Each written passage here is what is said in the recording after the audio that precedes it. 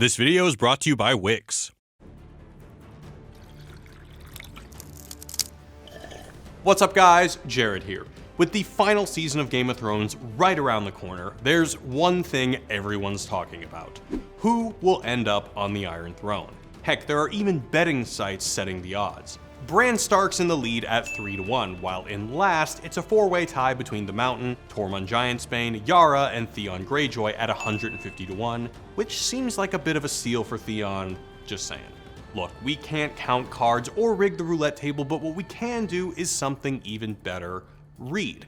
And a mind needs books like a sword needs a whetstone. And not just Game of Thrones, but also all the sources that inspire George R.R. Martin's unfinished opus. After delving into Game of Thrones' predecessors, we've come up with our own method, using literature, history, and classical myths to determine who has the best shot to rule Westeros. So, Vegas, here we come? Well, maybe. Honestly, we're just taking educated guesses, but hey, the more you know. For the purposes of this video, we're limiting the options to characters that are actually on the show, not just in the books, which means, sorry Aegon Targaryen, Patchface, Edric Storm, Jon Connington, Dick Crabb, Aerion Martell, Aery the Heir, Willis Tyrell, Garland Tyrell, Victarion Greyjoy, Strong Belwas, Tyrrick Lannister, and all the other characters deemed not quite HBO worthy. But hey, there's always the chance you could come out on top in the books, if they're ever written.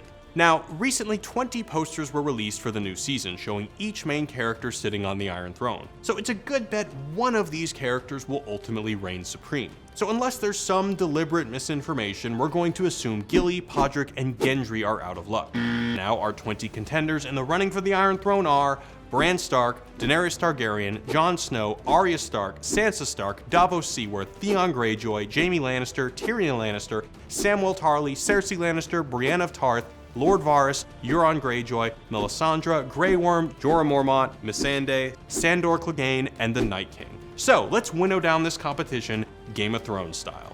Welcome to this Wisecrack edition on the end of Game of Thrones. And spoilers are kind of the whole point, so yeah, spoilers ahead. But before we get into that, I want to give a shout out to this video's sponsor, Wix. As you all know, we have an awesome group of writers and editors on our team, and whenever we're looking for more people to join the staff, the best indicator of their experience is their portfolios. So whether you're looking for a job, an internship, or just wanting to have your name out there, building your own website to showcase your work can really set you apart from the rest of the crowd. And it's super simple when you use Wix. Wix has tons of ways you can customize your site, including advanced design features, mobile optimization, and industry-leading SEO. And if you're really in a crunch, you can use one of their pre-designed templates, so all you have to do is drag and drop. So if you want to set yourself apart from the rest of the crowd, create your own website now by heading to wix.com/wisecrack or clicking the link in the description. And now, back to the show. Criteria number 1, the fantasy precedent. The first filter we can use is Martin's relationship to the fantasy genre. As many have pointed out, Game of Thrones constantly subverts the tropes of fantasy films and novels, like the chivalrous knight, the charming prince, good inevitably conquering evil, and so on. In Game of Thrones, the heroic do-gooders get beheaded, stabbed, and stabbed again. Prince Charming is revealed to be a sociopathic dick, and there's no magical object that'll solve every problem. But to say that Martin is just trying to turn fantasy on its head is kinda missing the point. He's deconstructing fantasy in order to reconstruct it. Now, what do I mean by that? Well, let's look at what Martin has to say about one of his biggest influences, J.R.R. Tolkien. Ruling is hard. This was maybe my answer to Tolkien, whom, as much as I admire him, I do quibble with. Lord of the Rings had a very medieval philosophy that, if the king was a good man, the land would prosper.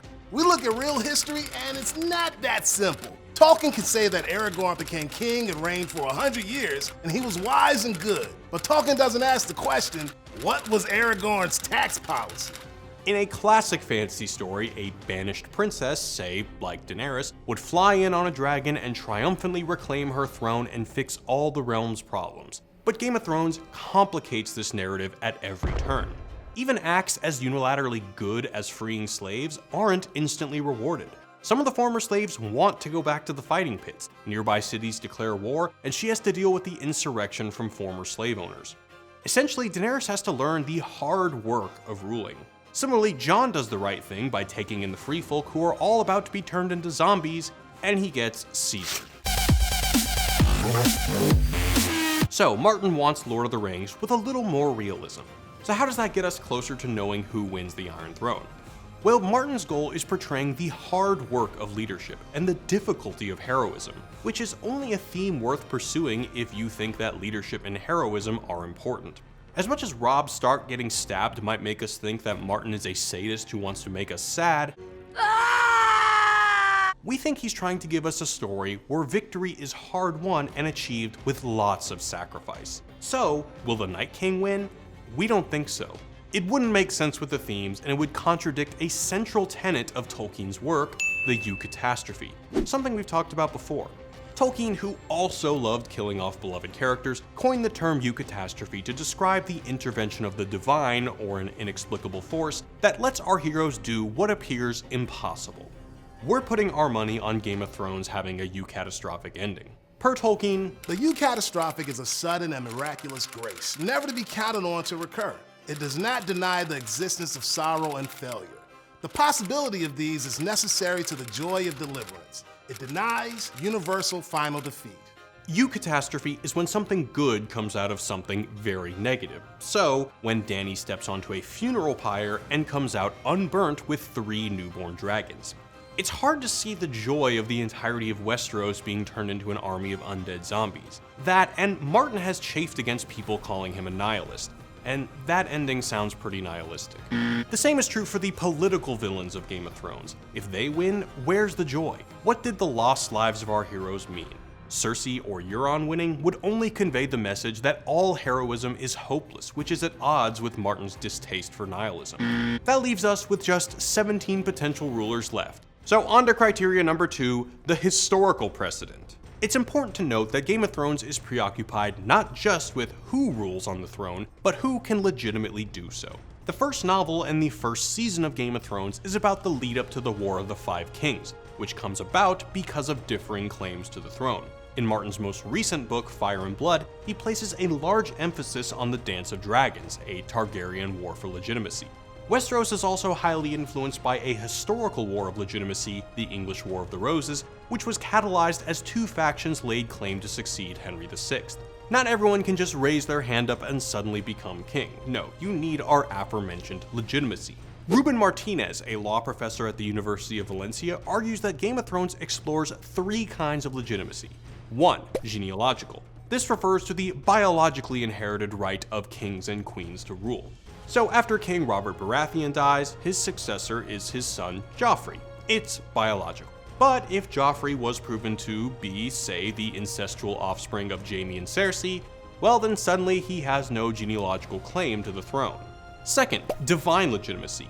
This type of legitimacy relies on God's will, presenting the ruler as heavenly ordained. So think of how Melisandre extols Stannis as the rightful king because the Lord of Light deemed it so, allegedly. Third, human legitimacy. This refers to Machiavelli's notion of simultaneously being loved and feared by the people. There's no one who better embodies this than Daenerys, who claims her legitimacy as ruler of Meereen through the love of the common man. But when that isn't enough, good old-fashioned fear. And hey, we did a video about that too.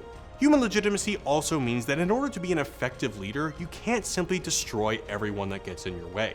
There needs to be diplomatic and military prowess. A leader that trusts people around him too much ends up like Jon, but at the other extreme, a leader who burns all their enemies tends to spawn a lot of new enemies. There has to be a mix of diplomacy and military might. Nowhere is this more clear than the difference between the Starks and the Lannisters. Tywin uses force and deception to cement his legacy. He's got a big army because he's got lots of money.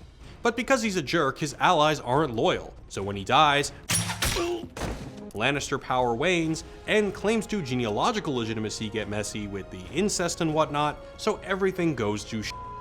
Whereas when the Starks have nothing, they're able to call on loyalty to muster new armies and alliances, or resort to persuasion when loyalty starts to falter. It's the difference between manufactured and legitimate rule.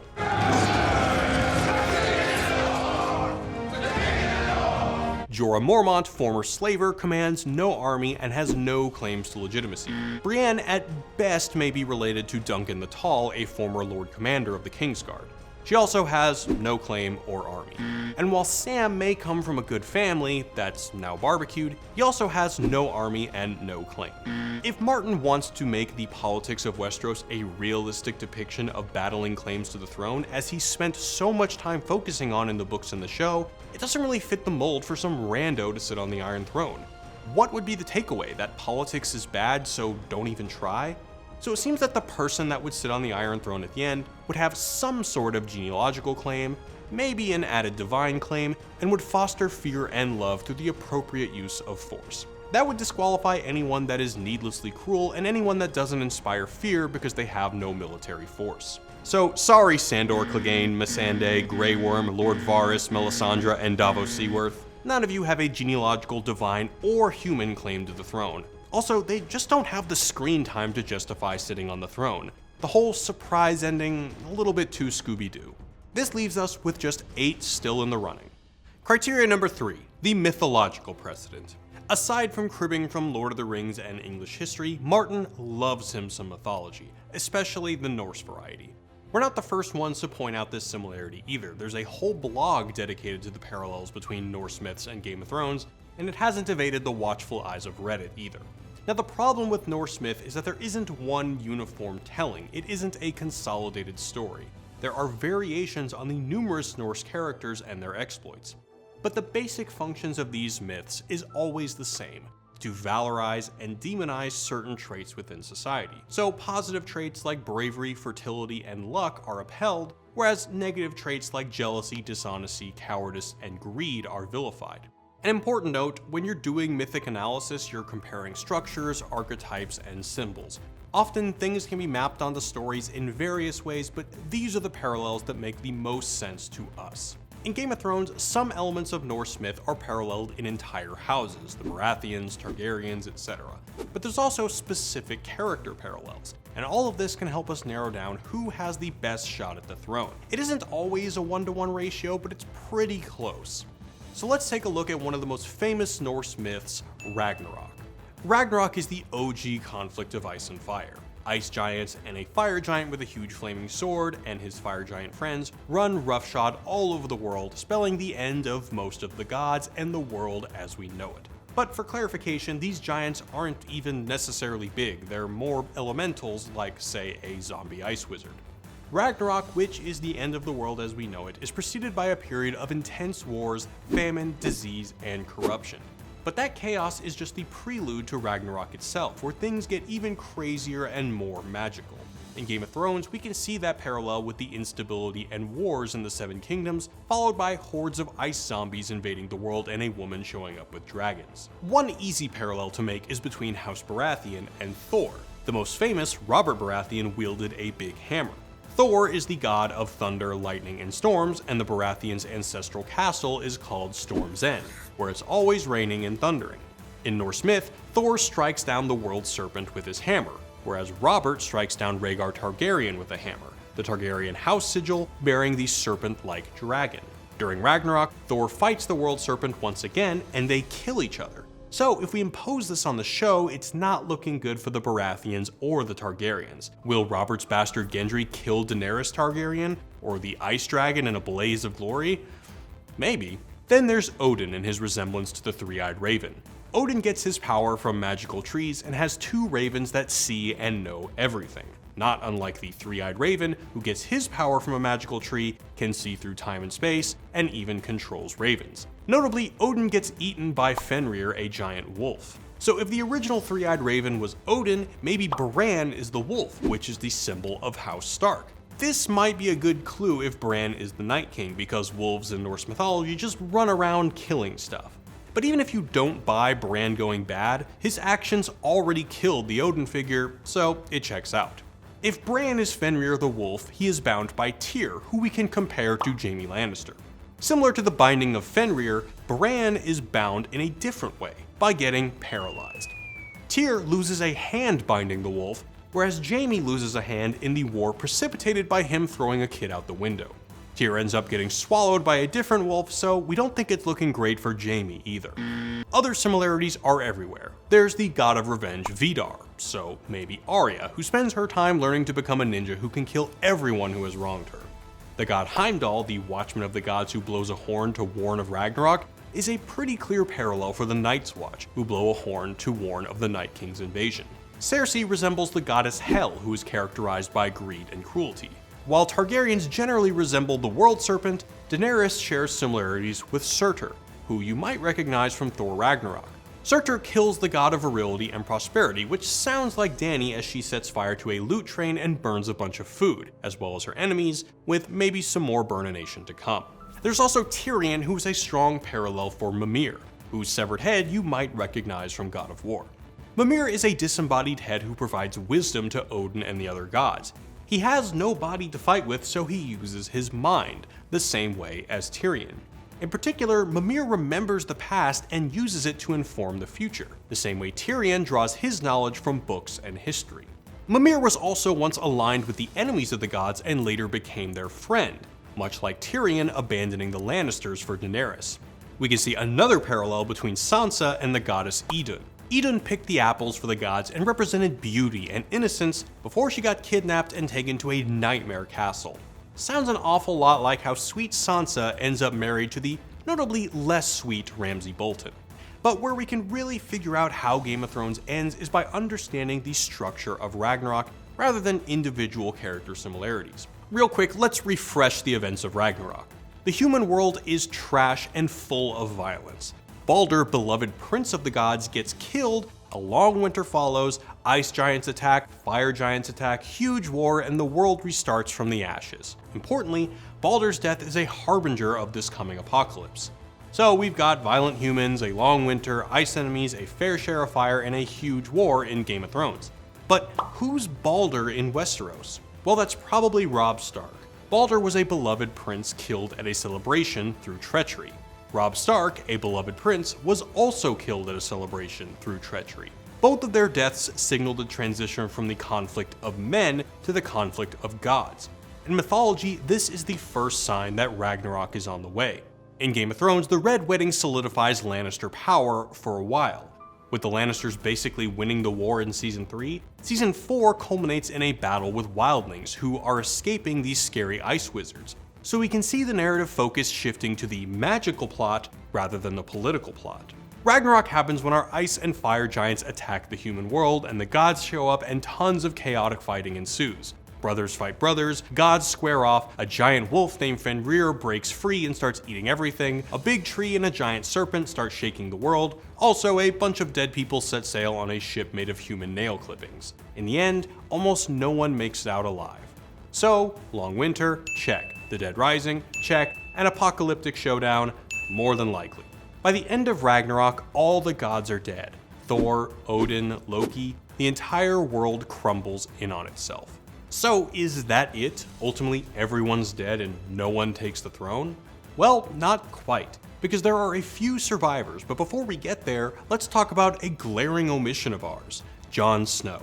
How does he fit into Ragnarok? Well, he doesn't. Martin has a tendency to draw from many mythologies, and while Jon doesn't have a correlate in the Norse mythology, he certainly has other mythic parallels, including King Arthur. Both are rightful heirs to their respective throne, even though their royal past is hidden. They both have magical swords, they both learn honor and duty from their less privileged upbringings, which makes them ideal leaders. Arthur even fought off a tribe of barbarians who then assimilated into his kingdom, much like Jon with the wildlings. But here's the kicker. They call Arthur the once and future king for a reason.